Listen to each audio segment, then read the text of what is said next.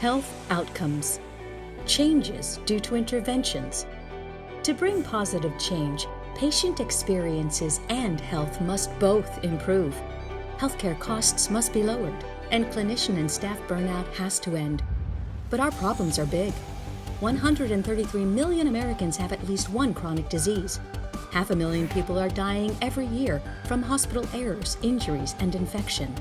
The shortage of primary care professionals will be as much as 100,000 in just the next 5 years. Big problems require bigger solutions. Positive change needs acceleration. It needs to happen now. But these are not so easy solutions that many don't want to hear, and even few are willing to talk about. How to lead such a change? How to discover, discuss, and disrupt healthcare to make a difference now? This is VITALS, Visionary Health Leadership in Action. Welcome to VITALS. This is our first VITALS of the academic year. VITALS stands for Value, Innovation, Technology, Advocacy, Leadership, and Service. These are the tools that today's transformational leaders in healthcare are using to improve care for our communities across this nation. This is also a special VITALS today. We're fortunate to have 201 new healthcare professionals join us, as this is the first week of medical school at Northeast Ohio Medical University.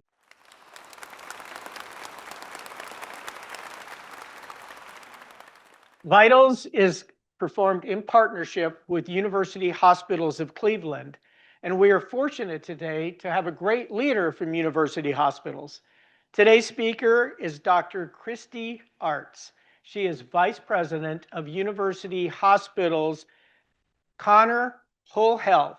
She's a board-certified physician in both lifestyle and emergency medicine, and she is also a certified culinary medicine specialist and serves on the board of directors for the American College of Lifestyle Medicine.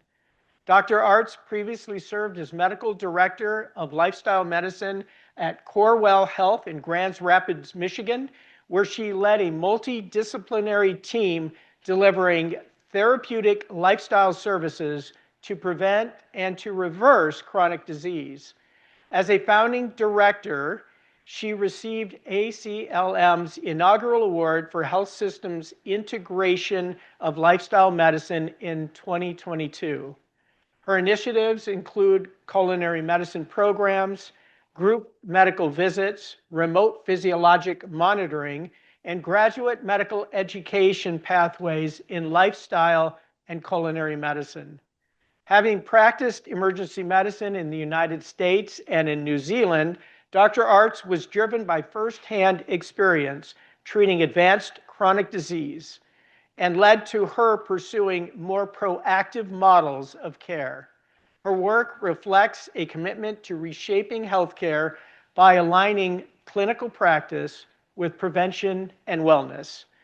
Dr. Artz completed her medical degree at Wayne State University School of Medicine and her residency in emergency medicine at the University of Pennsylvania, and as a lifelong learner is continuing to learn as she's pursuing her master's in public health, population health at Jefferson College. Without further ado, welcome, Dr. Artz.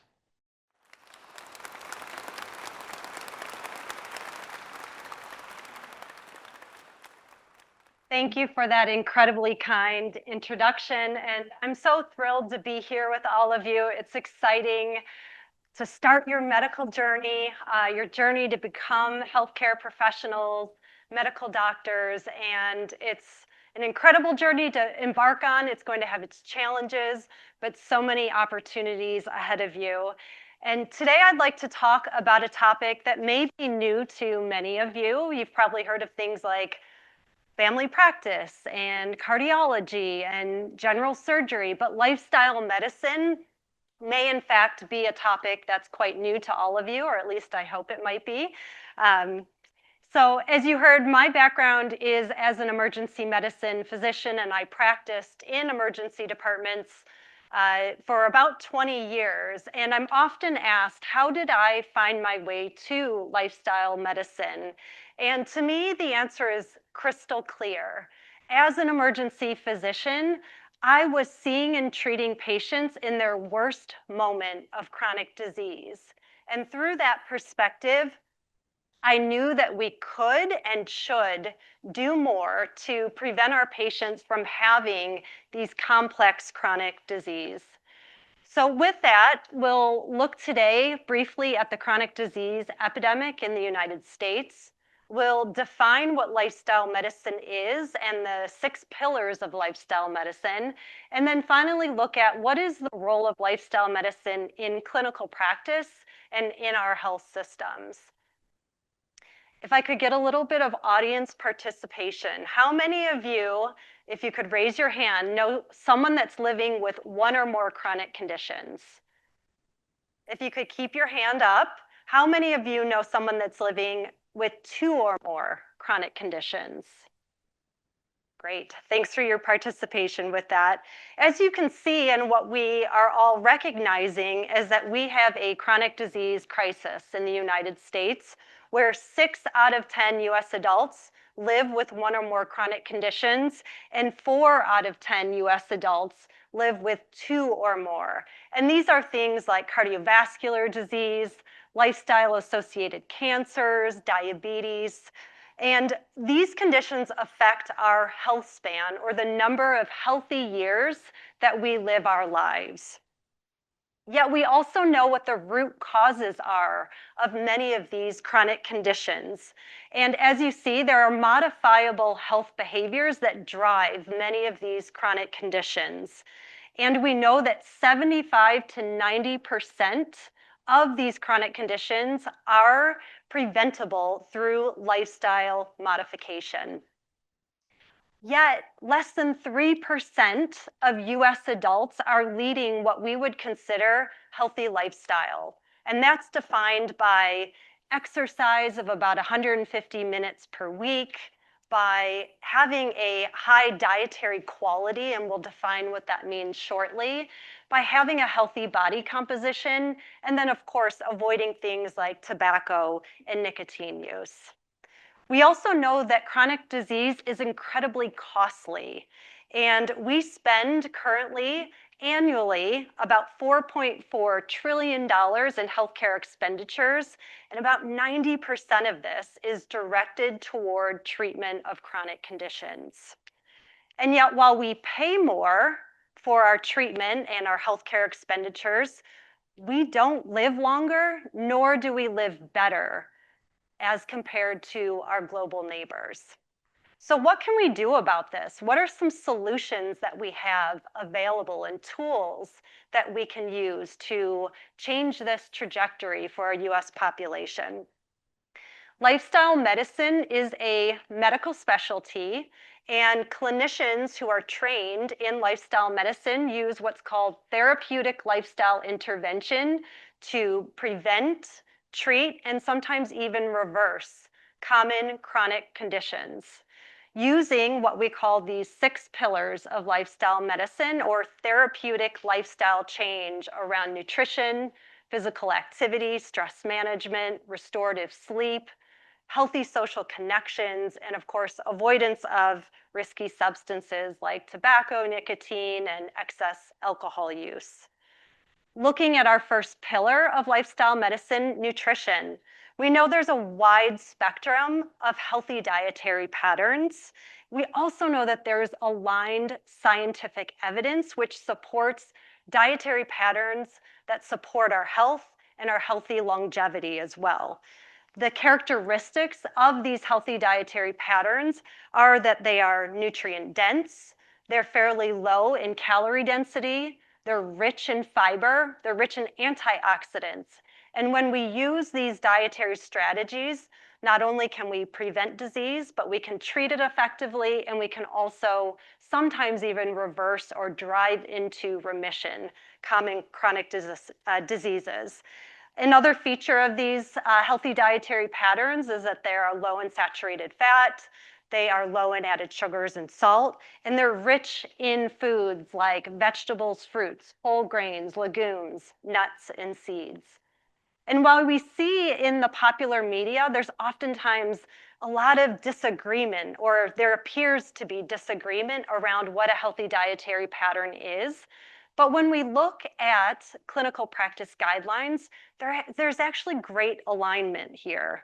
This analysis of over 78 clinical practice guidelines show that we are aligned in our therapeutic approach to nutrition.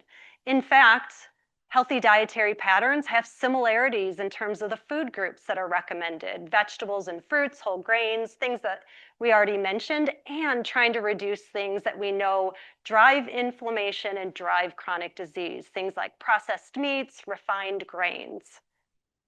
Moving on to physical activity, our next pillar of lifestyle medicine. Exercise not only is for optimizing health, we also know that it's a treatment to reduce the impact of what we know as our sedentary lifestyle. The World Health Organization recommends anywhere from 150 to 300 minutes of moderate intensity physical activity per week. And I like to share with my patients, moderate intensity, you can define it by being able to talk but not sing a song. So if you don't have a heart rate monitor, it's a really quick, easy way to gauge your moderate intensity physical activity. Or vigorous intensity guidelines are 75 to 150 minutes per week. And of course, we can't forget about our strength and resistance exercises to maintain healthy bones, especially as we age. Moving on to restorative sleep, we know that poor quality sleep is related to multiple poor health outcomes for a variety of chronic conditions. Recommendations are for about 7 hours of high quality sleep based on our natural circadian rhythms. And don't worry, medical students and soon to be residents out there, you'll have your moment of time where sleep is not your first priority. And looking for an upper limit of sleep of about 9 hours per night. Moving on to stress management. Of course, some stress we know is okay. There can be healthy amounts of stress that push us to achieve new activities, to stretch our boundaries, but chronic stress is related to many of our chronic conditions. And that interaction between the mind and the body can certainly have progression of multiple chronic diseases. Using techniques like mindfulness-based meditation, even exercise can help to reduce stress in many of our patients, and working with an interdisciplinary team to manage stress more effectively can be a key factor in treatment of chronic disease. And then, of course, avoidance of risky substances. I would say most importantly is first engaging in a conversation with our patients around use of things like tobacco, nicotine, excess alcohol use, and using the framework of the 5 A's: ask, advise, assess, assist, and arrange our patients to improve their behaviors around these substances. And then last but not least is social connection. Using social connection as a way to both drive positive health behavior change and sustain those healthy behaviors in a way that's culturally relevant with the population or the person that you're working with to improve their health. Now, the science exists, clearly. There's multiple studies that show that lifestyle intervention can and should be used as the primary treatment for many of our chronic conditions, even before medication therapy. So I'd like to take a look at a few of our clinical practice guidelines that highlight this. Starting with the recommendation from the U.S. Preventative Services Task Force, lifestyle modification gets an A or a B grade for all of the conditions listed here. From the American College of Cardiology and the American Heart Association, lifestyle modification is recommended for both primary and secondary prevention of cardiovascular disease. The American Diabetes Association recommends intensive therapeutic lifestyle change to prevent the onset of type 2 diabetes. In fact, the Diabetes Prevention Program and clinical trials on that program have demonstrated a decrease by 58% of incident type 2 diabetes related to intensive therapeutic lifestyle change.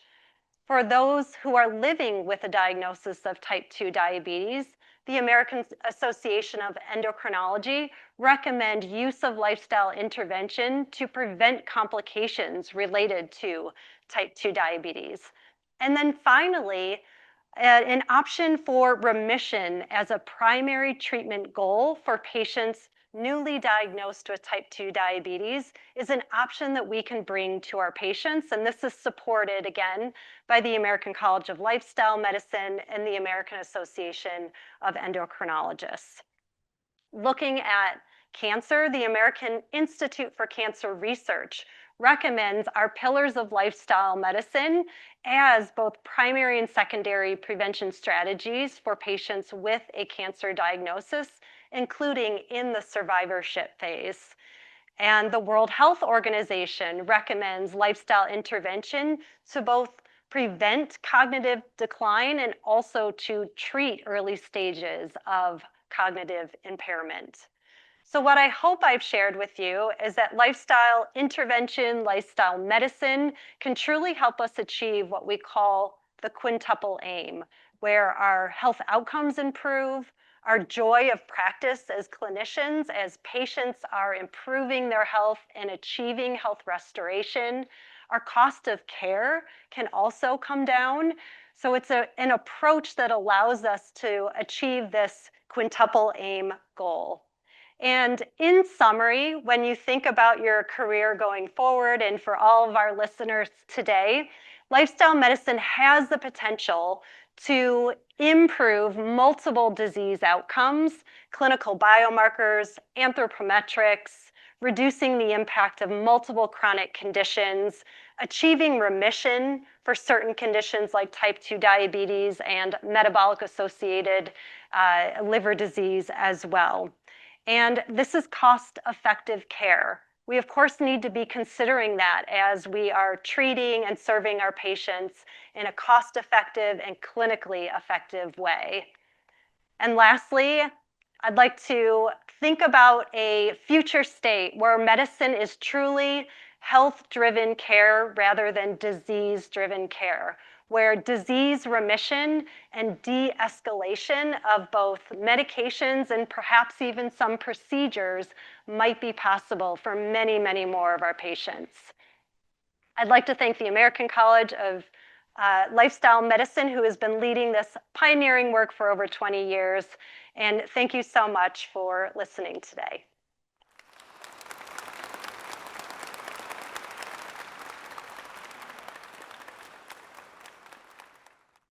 Thank you, Doctor, for that very informative talk. I think all of us learned a lot from that. One thing that struck me, though, when you talk about lifestyle medicine, I think a lot of it's, some people it's new information, but for a lot of people, it's things we know. Smoking's bad for you, things like that.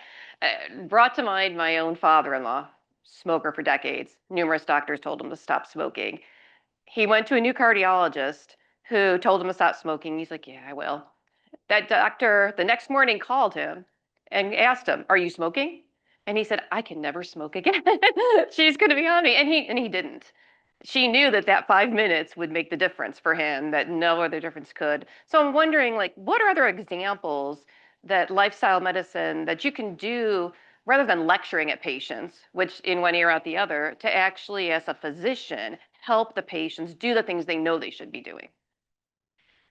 As a lifestyle medicine physician, what I've discovered and thinking about coming from the acute care space, from emergency medicine, and then working with patients in the lifestyle medicine space, it is a very different approach. It's about empowerment, it's about partnership, and it's about aligning lifestyle changes with goals that are important to that patient. And you're right, lecturing never works. We all know this. We tend to actually even go the opposite direction sometimes when information is brought to us in that way. But support, accountability, the call the next day, that's great accountability. And in fact, health coaching, and there's a wonderful program between UH and NeoMed where training board certified health and wellness coaches who can bring that aspect of empowerment, accountability, and behavioral activation to make sustainable changes. Right. When you talk about making those sustainable changes, what kind of clinical outcomes have you seen from lifestyle medicine in your patients? There's a patient in my actually prior health system, and his story was picked up by Newsweek, so I can share this openly because he shared it. His name was Kevin, and Kevin was a chef at our local community college and was living with diabetes, was insulin dependent diabetic, and had gone into the hospital for a surgical procedure, which was complicated. He ended up in the intensive care unit. His kidneys failed while he was there. And when he left the hospital, he was very weak. He was on many, many more medications than he had started on initially. And he entered into one of our lifestyle medicine programs. We worked with him for over a period of about 9 months. So this is not an overnight change, but sequentially, as he began to work on nutrition, followed by physical activity, he ended up coming off of his insulin, and if I remember correctly, probably about 8 additional medications through this experience. So I hope that story demonstrates the power of what lifestyle medicine can do, and when we partner with our patients to really help them achieve the goals that are important to them, it can have an incredibly meaningful impact in their lives. Right, the quality of life, particularly, but also what you're mentioning, coming off medicines, avoiding complications that would save money, as you mentioned in your talk. Are payers recognizing this? Is insurance covering lifestyle medicine, or is that still a work in progress? Actually, we can deliver lifestyle medicine services in the way the system is designed. And while there still might be some challenges, we can always get better at it. One thing that we have been doing quite a bit of is group medical visits, or what we call shared medical appointments. I mentioned that social connection is one of the key pillars of lifestyle medicine. And in a shared medical appointment, you bring a peer group of patients together. Most of them don't know each other before they enter into this treatment together, and a clinician, and then usually a health coach in that setting as well. And over a series of planned medical visits, we can really cover a lot of territory, and that can be billed to insurance like a regular medical visit. So there are ways that we can still deliver this care that can still be cost effective and still work in the system that we have. Um, what are there some other challenges that the field is facing? I guess one thing is probably, like you said, it's a newer field. Anything that's new, there's still a learning curve to it. Are there getting the word out that this is something that's available? Is that one of the challenges, or what other challenges Yeah, are there? I think a couple things that I would look to is, first off, we're at a medical school. I think medical education really speaking into the importance of lifestyle intervention and training our future physicians to really understand how to use those therapeutic approaches. I would say that's an important aspect. Secondly, working with our practicing physicians. Yes, there can certainly be barriers where, again, whether it's a lack of understanding or there is a little bit of that push and pull. If lifestyle medicine has the ability to transform how we deliver care, we actually need less of our cardiology procedures. We need less of many other types of intensive treatments that we currently have. So it's trying to find that right balance where we work effectively with our colleagues and support patients in, again, achieving their health goals alongside of other treatments that might be recommended or required. Now, you mentioned that health coaches and health coaching is a big part of lifestyle medicine. Can you explain a little bit more about what that role is and what kind of assistance they provide to patients? Mhm. Health and wellness coaching, I think, is kind of the new frontier in medicine. And board certified health and wellness coaches, again, can come alongside of our patients. So you as a physician may recommend that treatment plan that could involve the lifestyle interventions that we've discussed. A health coach then can come alongside of that patient or a group of patients and really work on the steps that are required to apply those skills, apply the knowledge, overcome barriers, understand, we all will make a change, and oftentimes we tend to fall back into our old patterns. And working with coaches to really, make those sustainable changes is an important aspect of this.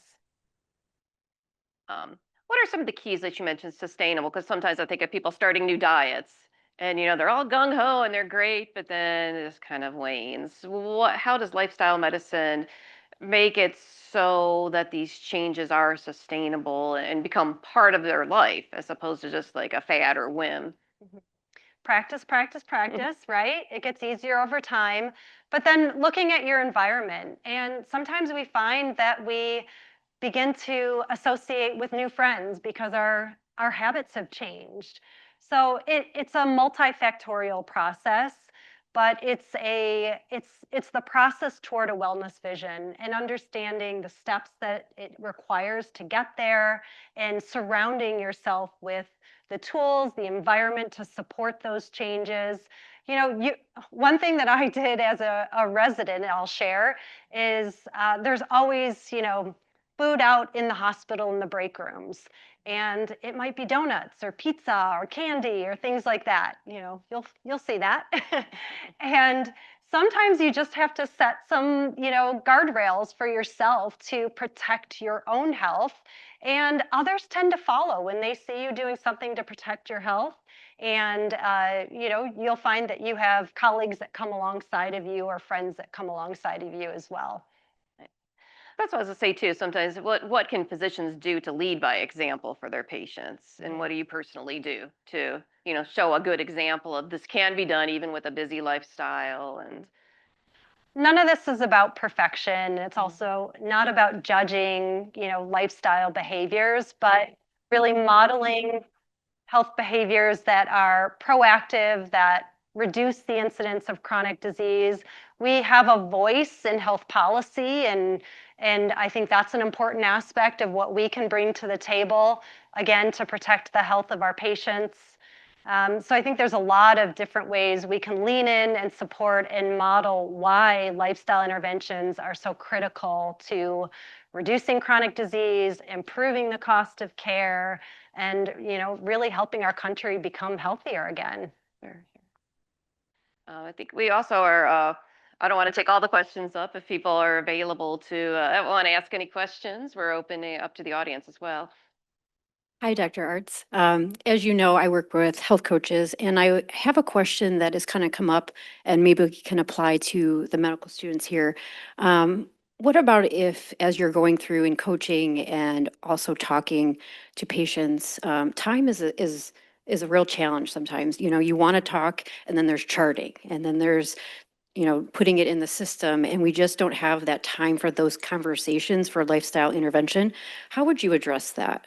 Or maybe give some advice for new medical students as they enter into this healthcare system? I would encourage you to come to the table with a few skills that you feel confident with. Whether nutrition might be an area that you find very interesting, explore that. Become comfortable with having a few, ways that you can bring that conversation and engage a patient around that topic. So that might be one way you can do it. Learn about shared medical appointments. In that setting, we usually have about an hour with our patients, and some of that time is education directed, and the remainder is really patient-driven questions, concerns related to their health. So think about new models of care that you might learn through your training that will allow you to have time for more of those conversations.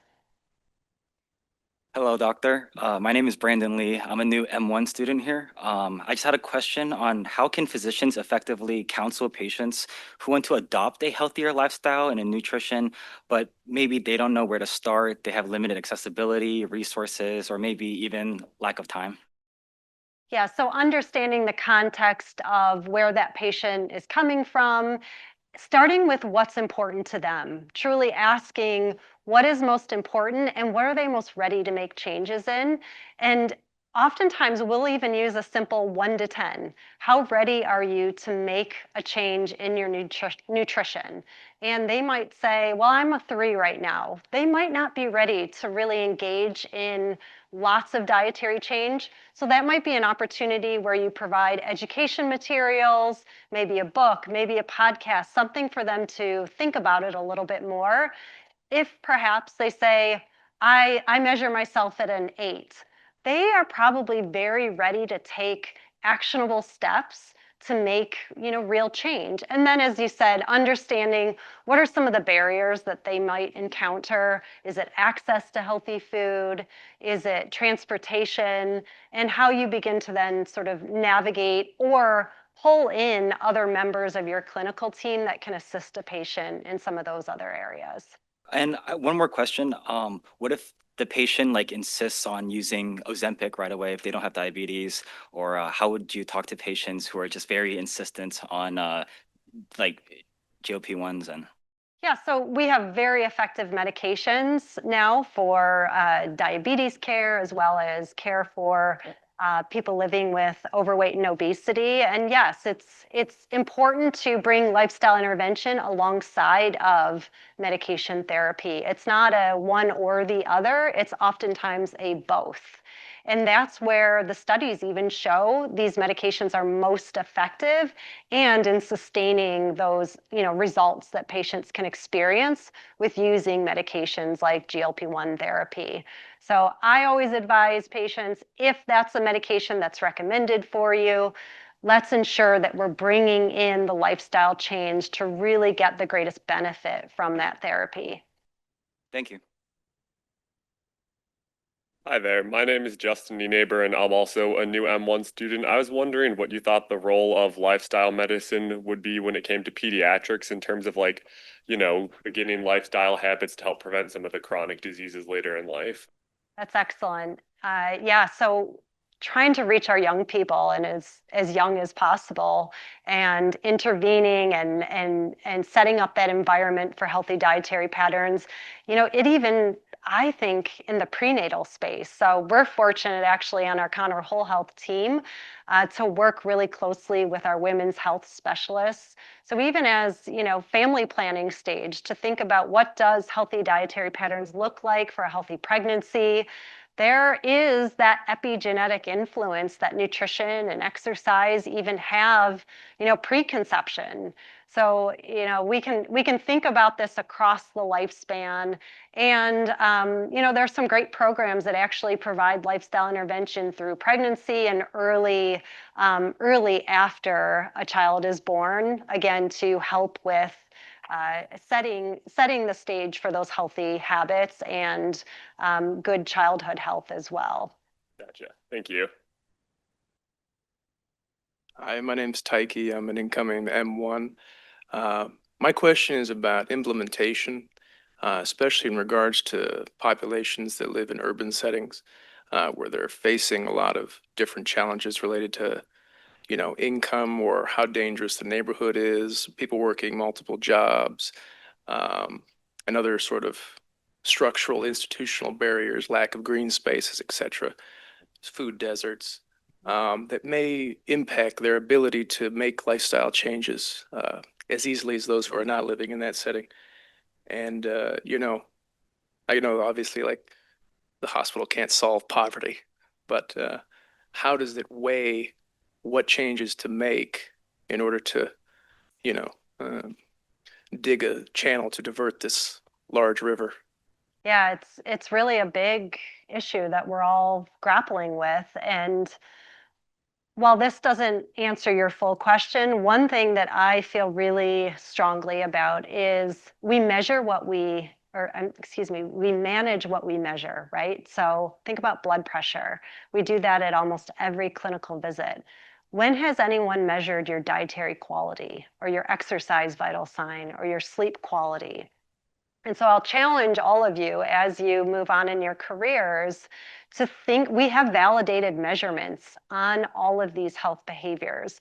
So while that won't fix all the challenges, I would propose for a population medicine approach that we begin to measure these health behaviors so that we can engage in conversations, and we can even then correlate with there might be a location within a city where they're doing exceptionally well or exceptionally more challenged. And then perhaps we can direct resources more specifically according to what we find around health behaviors and location, within an environment. So I think there's opportunity. I think technology is going to help us with that. But measurement of health behaviors, I think foundationally is something that I'm really interested in us doing more of so that we can uncover where suboptimal health behaviors exist, because it's likely to correlate with where a lot of our chronic disease exists as well. Thank you. Hello, my name is Hayes. I'm a new M1 student.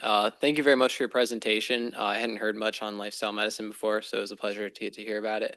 My question is mostly in the nutrition area. I know you mentioned there was this perception there's like a lot of different things we don't exactly know what's good for somebody in their diet, and that we do actually kind of know what it is.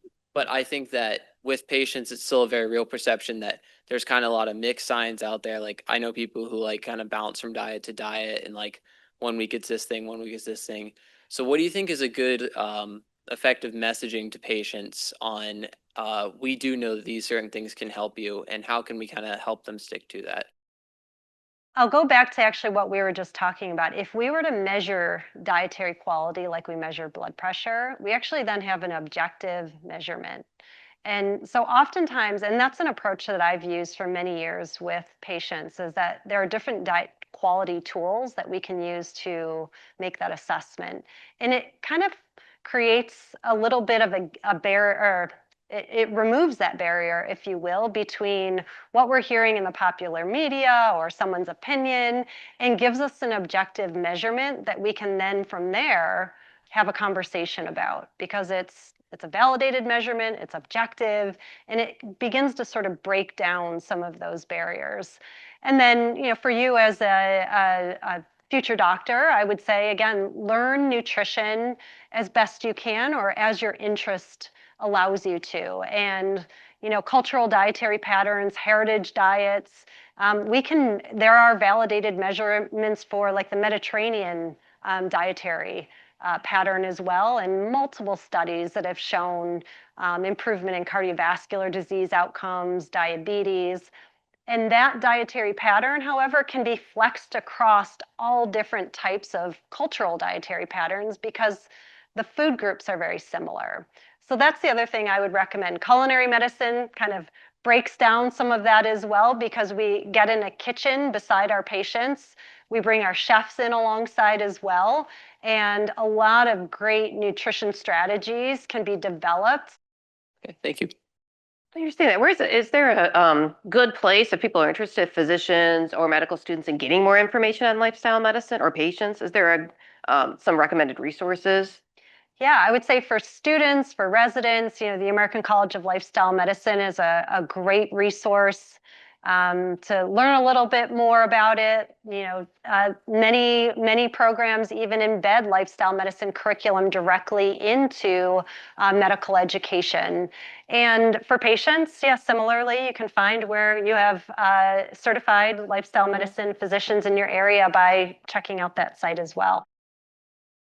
Hello, thank you for being here today and taking time to talk with us. You touched on it, but I was wondering if it's a big commonality, or how do you specifically address the intersectionality of patient lifestyle? Like, as you mentioned, the patient may not having the transportation or living in the underserved community to get to the grocery store that has the foods and vegetables that they should be eating for their lifestyle. Yeah, I think we need to, look at the context in which the patient is living, factor that into the recommendations that we're making. Again, measuring health behaviors and understanding what is their goal. If it's type 2 diabetes remission, then we're going to need more intensive therapeutic lifestyle change related to that outcome. if it's improving disease generally or perhaps reducing medication need, sometimes we don't need to make a huge amount of change. So that's the other thing is you can essentially, just like we dose medication, you can dose lifestyle intervention. So you have flexibility in the amount of change that you might recommend as their treating physician and what might be possible with the goals that they have for their own health. Hi, Dr. Artz.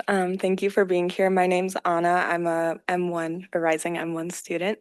I had a question about your perspective on the role of precision medicine within lifestyle intervention. What are your thoughts on how genetic makeup, cultural context, ethnic background, how those play a role within lifestyle intervention? Yeah, I've been reading quite a bit about this recently and even seeing health span science as an area that's starting to pop up at academic health systems. And I think it speaks to your question around genetics, genomics, and then many of the tools that I've seen actually are some of these validated measurements on accelerated aging will factor in genetics plus health behaviors plus clinical biomarkers plus anthropometrics. And then we really get a really comprehensive look at where that person is at that moment in time.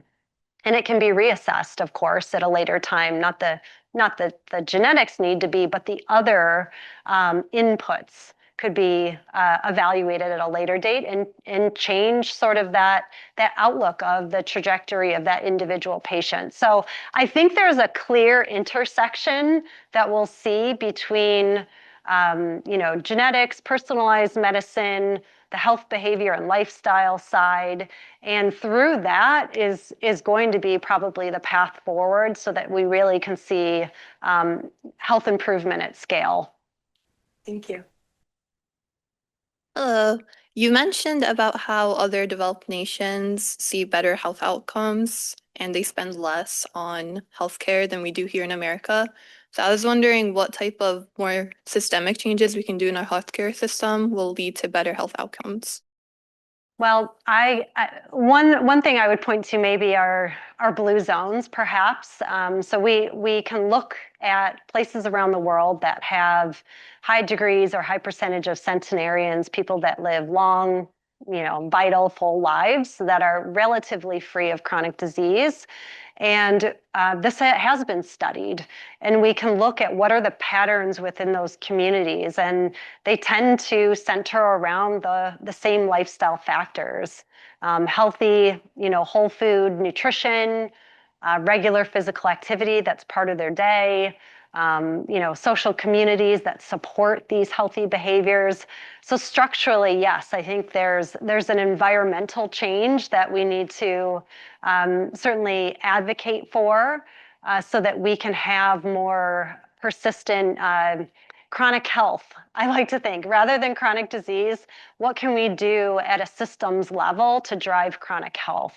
And again, it's multifactorial. I don't have all the answers, but I think we have a lot of frameworks that show what has been effective, and they are attainable things that we can begin to change.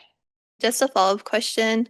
I know our nation might have more of a reputation for having a lot of fast food access compared to other places. I know I've seen on social media, people who are visiting here are surprised by the amount of variety that we have in processed food and fast food. So I was wondering how we can start with the next generation to counter that and to put more of those values that are prioritizing our health like other nations do. Again, I would recommend stay curious, get involved in, there's a lot of really interesting science coming out around food as medicine and dosing food as medicine interventions based on the health status of a patient. So medically tailored meals, produce prescriptions, and these can start to change the conversation of, what we see around our communities, what we see as food sources within our health systems. I think that's oftentimes a great place to start is, get to know your executive chef at your health system and talk about, what are some approaches to bring healthy nutrition to our patients that are admitted to the hospital and to our staff and, family members that are visiting people in the hospital. That makes it a little less overwhelming, but it's still a big one. Thank you. Well, thank you, Doctor, for enlightening us all. I think it's really lets us see how it could take more be healthcare instead of sick care and really focus on health and wellness of the patients. So I appreciate you taking the time today. And I'm going to ask Dr. Langell to wrap up the show for us. Thank you. Thank you, Cheryl, for your expert moderation. And Dr. Artz, thank you for your passion and incredible expertise. This is certainly a renaissance in lifestyle medicine that's taking place right now. As we're learning the data, the science will continue to progress. What we know now is for most diseases, a strong exercise regimen and a proper lifestyle that's surrounded around your nutrition is far more effective than the medications that we will be prescribing on a daily basis. Until next time, we hope that all of you stay active and engaged. We will be hearing from Dr. Nancy Gant in next month's Vitals. Dr. Gant is professor of surgery at Northeast Ohio Medical University, the past interim chair of surgery, and she currently runs the comprehensive breast surgical clinic at Bon Secours Mercy Health. She is also the first vice president of the American College of Surgeons. We hope you will join us next time. Thank you.